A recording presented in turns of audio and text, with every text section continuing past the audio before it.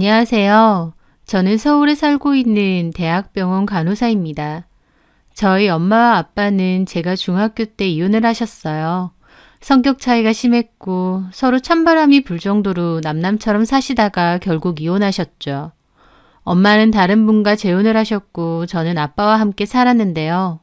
그러다가 제가 고등학교 때 아빠도 재혼을 하셨습니다. 아빠 재혼하신 새엄마도 딸이 하나 있었어요. 이름은 민주였는데 성격이 밝고 착하고 해맑았습니다. 비록 같은 뱃속에서 태어난 동생은 아니지만 저와 민주는 친자매 이상으로 아주 잘 지냈어요. 특히나 민주가 저를 많이 따르고 좋아했죠. 재혼 가정이긴 하지만 아빠와 새엄마도 사이가 좋았고 저도 민주와 잘 지내다 보니 괜찮았습니다. 그러다가 저는 간호대학으로 진학을 하면서 원래 살던 고향을 떠나오게 되었습니다. 학교 졸업 후엔 서울에 있는 대학병원에서 근무를 하게 되었고요. 서울에서 자리를 잡은 저는 결혼도 하게 되었습니다. 남편은 투자회사에서 근무를 하고 있었고 친하던 선생님 소개로 만나게 되었죠. 남편은 성실하고 밝고 긍정적인 사람이었고 저희는 3년간의 연애 끝에 결혼을 하게 되었어요. 그리고 결혼한 첫 해에 아이를 가졌어요. 눈에 넣어도 아프지 않을 만큼 귀여운 저희 아들 우주요. 하지만 아이가 사랑스러운 것과는 별개로 워킹맘으로 산다는 건 쉬운 일이 아니었습니다. 병원 일에 아이 키우고 정말 눈코 뜰 새 없이 바빴거든요. 아이 낳고 1년 뒤 복직을 했는데 그때 하루가 어떻게 가는지도 모르게 정신없고 바빴던 때였죠.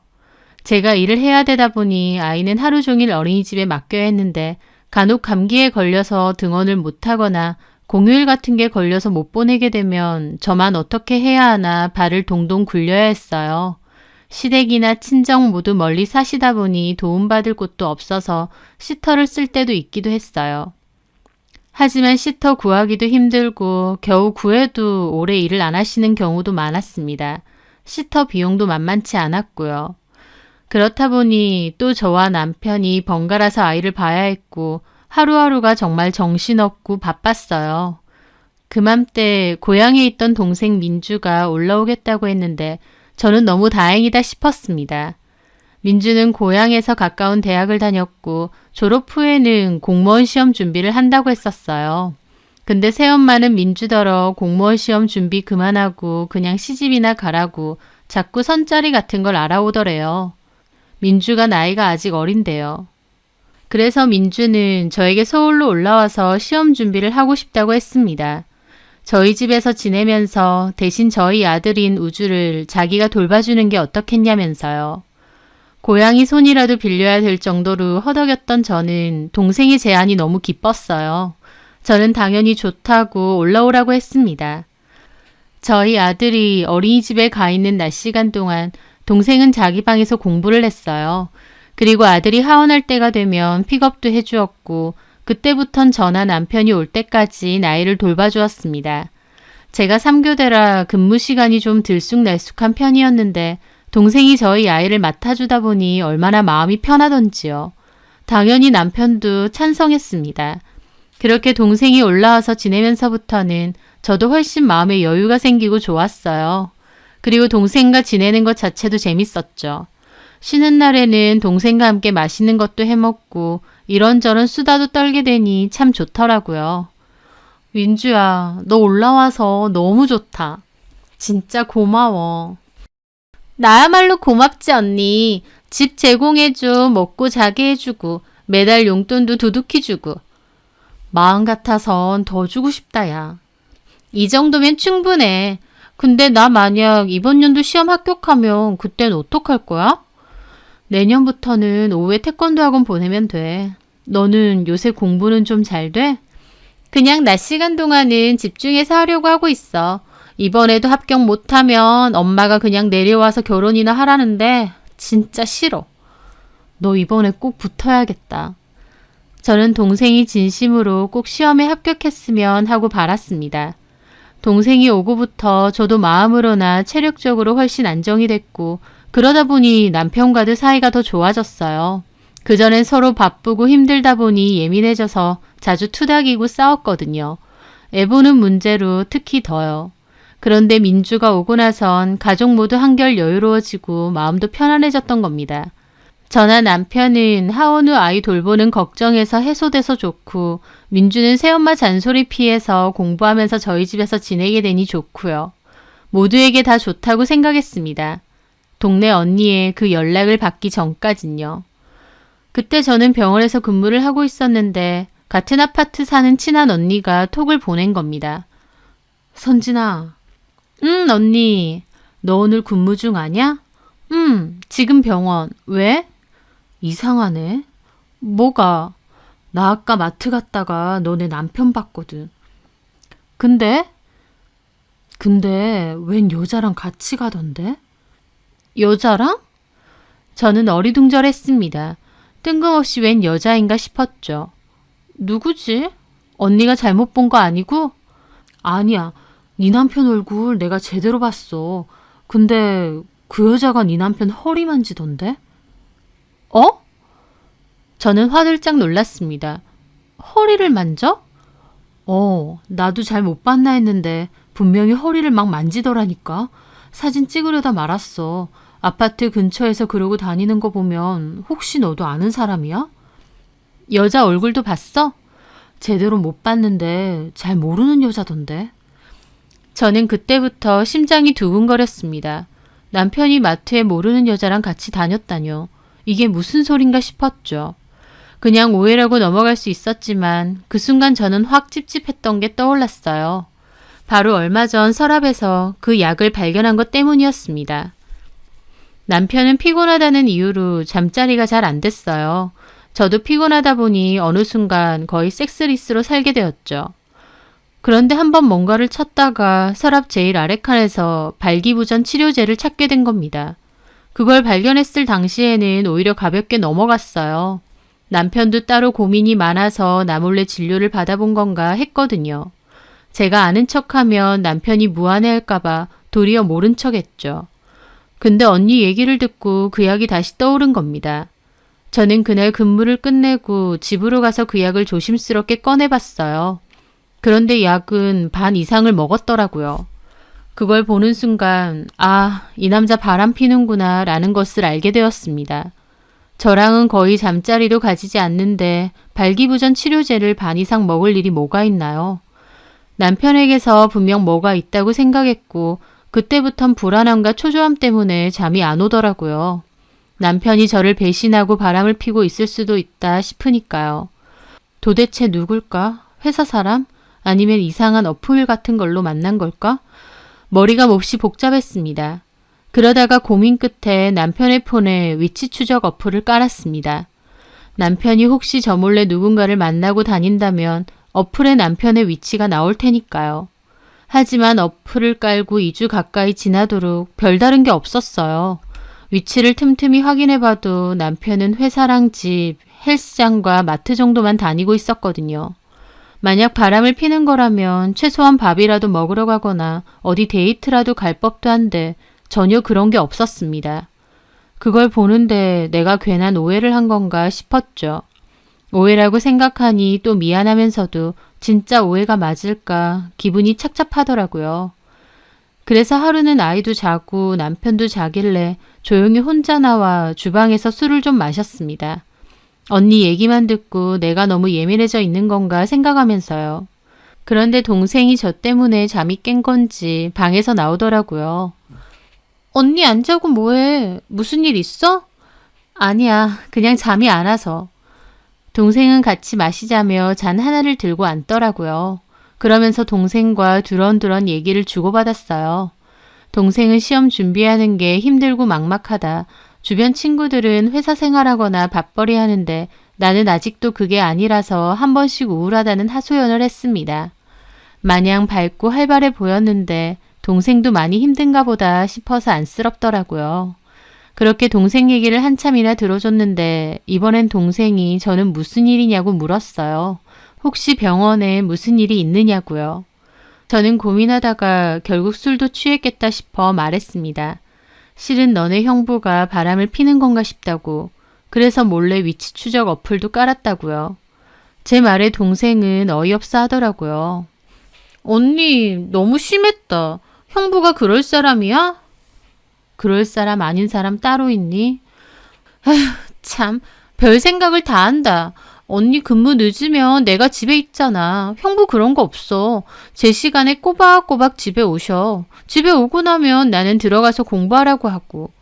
그때부터 우주 보고 우주 씻기고 책 읽어주고 놀아주고 형부도 피곤할 텐데도 얼마나 열심인데.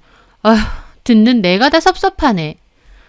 동생 말을 들으니 그런가 싶고 저도 남편을 의심했던 게 너무 미안하더라고요. 그렇니? 그래, 내가 한 번씩 우주 내가 보겠다고 해도 시험도 얼마 안 남았는데 들어가서 책 한 자라도 더 보라 그러셔. 형부 피곤해서 눈밑이 시커멓더라. 일하지, 집에 와서 내보지. 근데 언니가 그런 오해한다는 거 알아봐. 얼마나 서운할 거야. 네 말 들으니까 내가 쓸데없는 의심을 한 것 같다. 그래, 그러지 마. 형부 같은 사람 없어. 동생 말을 듣고 나니 오히려 머리가 명쾌해지더라고요. 회사 다니고 집에서 내보느라 바쁘고 정신없는 사람을 오해했구나 싶어서 어찌나 미안하던지요. 저는 그 후로는 더 이상 남편의 위치를 보지 않았습니다. 오해가 풀렸으니 볼 이유가 없다고 생각했죠. 그런데 며칠 정도 지났을 무렵 퇴근하고 집에 왔는데 남편이 화가 단단히 나 있는 채로 저를 기다리고 있더군요. 당신 내 폰에 이런 거 깔았니? 남편은 제가 깔아두었던 위치 추적 어플을 보여주었습니다. 잘 안 쓰는 폴더 안에 슬쩍 감춰두었고 평소 폰을 많이 보는 사람은 아닌지라 모를 줄 알았는데 딱 들킨 거였죠. 저는 바로 미안하다고 했는데도 남편은 몹시 화가 났습니다. 제가 잘못한 거니 남편 볼 면목이 없더라고요. 저 같아도 저 의심해서 몰래 그런 어플 깔아놨으면 길길이 날뛰고 화낼 것 같았거든요. 저는 눈앞에서 어플 삭제하고 진짜 미안하다고 몇 번이나 그랬지만 남편은 너무한다면서 제 사과도 안 받아주고 말도 안 섞더라고요. 더 이상 어플 안 보기로 결심했을 때 지워버릴 걸 괜히 놔뒀다가 들켰네 싶어서 후회했지만 이미 들킨 건 어쩔 수 없었습니다. 남편은 이거 이혼 사유라고 하면서 두고두고 불쾌해하더라고요. 저는 다시는 그렇게 안 하겠다고 진심으로 몇 번이나 사과를 했어요. 그럼에도 남편은 여전히 찬바람이 쌩쌩 불었고 저는 죄인 같은 기분으로 아무 말 못하고 남편의 기분이 풀리기만 기다렸죠. 그러던 와중 그 일이 일어났습니다. 그날은 나이트 근무를 하고 오전에 집으로 오게 되었어요. 텅 빈 집에서 너무 피곤한 기분으로 침대에 누워 이불을 덮었죠. 바로 잠들 것처럼 피곤했거든요. 그런데 이불을 덮고 있는 발끝에서 뭔가 느껴지는 겁니다. 이게 뭐지? 생각하면서 자리에서 일어나 이불 안에 손을 넣고 만져지는 걸 집어들었죠. 그런데 그건 통째로 빠진 발톱 페디큐어 조각이었습니다. 황당하더라고요. 저는 직업 특성상 손톱 네일 아트도 안 하고 발톱에도 따로 페디큐어를 하지 않아요. 그런데 제 침대에서 엄지발톱 크기로 떨어져 나간 페디큐어 조각이 있었던 거죠. 도대체 이게 왜? 어이없어서 그걸 한참 보는데 누구 건지 알겠더군요. 그건 제 동생 거였어요. 동생은 오랜 시험 준비 때문에 심신이 지친다며 기분 전환 삼아 손발톱 네일 아트를 받거나 속눈썹 붙이는 걸 즐겨 했습니다. 그 페디큐어 조각도 동생이 얼마 전에 하고 왔던 그 디자인이었어요. 색깔이 워낙 쨍하고 예쁘길래 동생에게 잘 어울린다고 생각했거든요. 참 이상하더라고요. 평소에 동생은 저희 안방에 절대 안 들어오거든요. 아이와도 거실에서만 생활하고요. 저희 방 들어올 땐 꼭 노크를 할 정도로 같은 집 살아도 조심하는 편이었어요. 그런데 제 침대에서 그것도 이불 안에서 이 페디큐어 조각이 발견됐다뇨. 그냥 넘겨보려고 해도 너무 이상하더라고요. 저는 그 조각을 버리지 않고 일단 화장대 위에 올려두었습니다. 그냥 무시하고 자려고 해도 너무 찝찝하고 이상해서 도저히 잠이 오지 않더라고요. 마음속에선 혹시 하는 생각이 자꾸만 떠올랐죠. 그렇게 찝찝한 기분을 가진 채 며칠이 지났을 때였습니다. 병원에서 근무를 하고 있는데 그 동네 언니가 다시 연락이 온 겁니다. 야, 네 남편 또 봤어. 그 여자랑 가는 거. 근데 이번엔 우주도 같이 있던데? 저는 깜짝 놀랐습니다. 남편이 또 그 여자와 있었는데 이번엔 저희 아이도 같이 있다니요. 그러면서 제 속에 있던 그 불안함이 다시 떠오르더군요. 언니, 혹시 그 여자 얼굴 봤어? 대강은 봤어. 혹시 이 여자요? 저는 톡으로 동생 사진을 보내줬습니다. 그러자 그 언니가 맞아. 너 아는 사람이었어? 이 여자 누군데? 내 동생. 동생? 동생인데 형부 허리를 잡고 간다고? 동생 어디 미국에서 왔니? 저는 그 연락을 받고 그제야 남편과 동생 사이에서 뭔가가 있구나 싶었습니다. 그리고 가만 생각해보니 남편이 위치 추적 어플의 존재를 알게 된 것도 제가 동생과 술 먹으면서 위치 추적 어플 얘기를 하고 나서였다는 것을 깨닫게 되었어요. 제 앞에선 형부 그럴 사람 아니라고 펄쩍 뛰어놓고 뒤에선 남편에게 어플 깔려있으니 지우라고 한 건가 싶었죠. 하지만 한편으론 말도 안 된다고 생각했습니다. 차라리 모르는 여자랑 바람이 난 게 낫죠. 어떻게 제 동생과, 그것도 한 집에 사는 동생과 그럴 수가 있나요? 만에 하나 두 사람이 정말 그렇고 그런 사이라면 나는 그것도 모르고 동생을 집에서 지내게 하고 동생에게는 우리 아들 봐줘서 고맙다고 했다는 건데 생각할수록 기가 막혔습니다. 아니라고 믿고 싶었어요. 하지만 상황이 이렇게 된 이상 분명히 확인은 해야 했습니다. 저는 그날 바로 소형 카메라 하나를 주문했습니다. 그리고 저희 집 안방에 몰래 설치를 해두었죠. 일을 마치고 오면 몰래 카메라를 빼서 내용을 재생해 보았습니다. 며칠 동안은 의심스러울 만한 게 없었어요. 하지만 며칠 후 결국 그 장면이 찍힌 겁니다. 그게 찍힌 날은 제가 나이트 근무여서 밤에 자리를 비운 날이었어요. 밤 늦은 시간이었는데 남편과 동생이 저희 방으로 살금살금 들어오더라고요. 아마 옆방에 있는 저희 아들을 의식하는 행동이었던 것 같은데 자기들끼린 뭐가 좋은지 손에 입을 대고 키득거리더군요. 평소 제가 있을 땐 동생도 그렇고 남편도 그렇고 조심스러워 보였어요. 말도 잘 안 섞었고요. 근데 이렇게 보니 두 사람은 정말 가깝더라고요. 저보다 더 가까워 보일 정도로요. 그 두 인간들은 침대에 걸터앉아 뭔가 한참 이런저런 대화를 했습니다. 저는 숨도 못 쉬고 그걸 지켜보고 있었죠.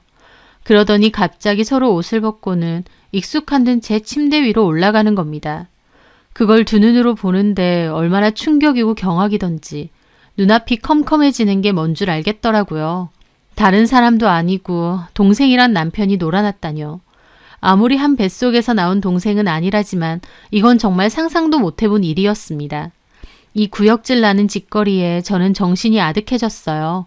결국 화면을 꺼버렸죠. 심장이 튀어나올 만큼 뛰고 손발이 주체가 안 될 정도로 떨리더군요. 더 생각하고 말 것도 없었어요.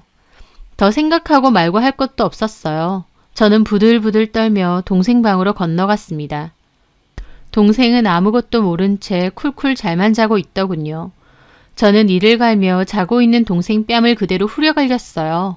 자던 동생은 놀라서 깨더라고요. 언니 무슨 짓이야? 언니? 너는 내가 언니라고 생각돼서 이딴 짓을 벌이니? 뭔 소리야? 뭔 소리? 야, 너 우주 안 깨게 조용히 따라와. 저는 그렇게 동생을 잡아 끌고 제 방으로 들어갔어요. 남편 역시 세상 모르게 쿨쿨 자고 있는 겁니다. 저는 남편 싸대기도 그대로 날렸어요. 자다가 뺨 맞은 남편도 무슨 짓이냐고 길길이 날뛰는데 뒤에 서 있던 동생은 그제야 제가 왜 이러는지 눈치챘는지 아무 말 못하고 고개만 숙이고 있더라고요. 남편은 왜 자는 사람을 때리냐고 날뛰는데 저는 카메라 던져줬습니다. 이게 뭐야? 내가 안방에 설치해둔 거. 너네 짓거리 다 찍혔어. 그 말에 남편도 얼굴이 새하얗게 질리더군요. 니네가 사람이니? 이 짐승만도 못한 것들아? 이걸 언제... 안 들킬 줄 알았어. 바람 피는 것들은 머리도 나쁘다더니 내 집에서 그러고 있는데 내가 모를 줄 알았어? 여보... 저는 남편 머리통을 있는 힘껏 휘갈겼습니다. 그렇게 때려도 분이 안 풀리더군요. 그래놓고 터진 입이라고 어떻게 자기를 의심하냐면서 도리어 난리를 쳐? 차라리 밖에서 외간 여자랑 바람 피는 게 낫지. 이게 할 짓이니? 네 새끼 자고 있는 방 옆에서 이러고 싶디? 이 쓰레기야?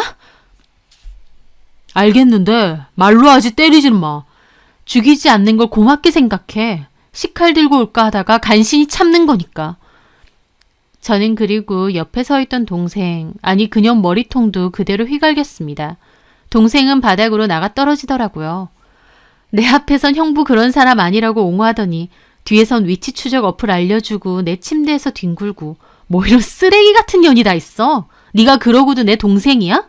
네가 날 언니라고 생각은 해? 도대체 날 뭘로 본 거니 너는? 동생은 그제야 잘못했다며 무릎 꿇고 싹싹 빌더라고요.